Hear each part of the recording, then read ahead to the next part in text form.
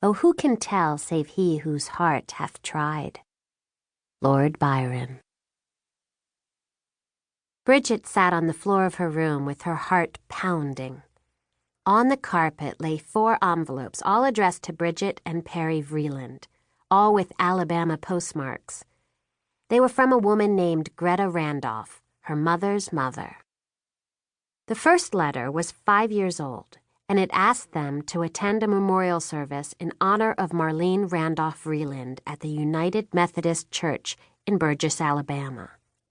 The second was 4 years old and told Bridget and Perry that their grandfather had died. It included 2 uncashed checks for $100 apiece, explaining that the money was a small bequest from their grandfather's will. The third was 2 years old and included a detailed family tree of the Randolph and Marvin families.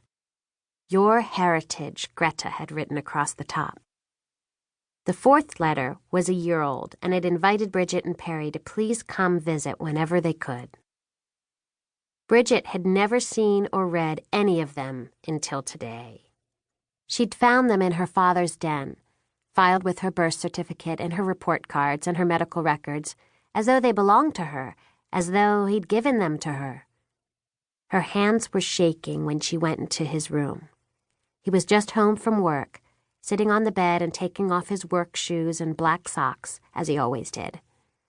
When she was very small, she'd like to do it for him, and he'd like to say it was his favorite thing in the day. Even at the time, it had made her worry that there weren't enough happy things in his days. "Why didn't you give these to me?" she yelled at him. She strode close enough for him to see what she held. "They are written to me and Perry." Her father looked at her like he could barely hear her. He looked that way no matter how loudly she talked. He shook his head. It took him some time to figure out what Bridget was flapping in his face. "I am not on speaking terms with Greta. I asked her not to contact you," he said, at last, as if it were simple and obvious and not a big deal. "But they're mine," Bridget shouted. It was a big deal. It was a very big deal to her. He was tired. He lived deep inside his body. Messages took a long time to get in and get out. "You're a minor. I'm your parent." "But what if I had wanted them?" she shot back. Slowly he considered her angry face. She didn't feel like waiting around for an answer, letting him set the pace of the conversation. "I'm going there," she shouted at him, without even thinking about what she was saying. "She invited me, and I'm going." He rubbed his eyes. "You're going to Alabama?" She nodded defiantly. He finished with his socks and shoes. His feet seemed small. "How are you going to manage that?" he asked her. "It's summer. I've got some money." He thought about it.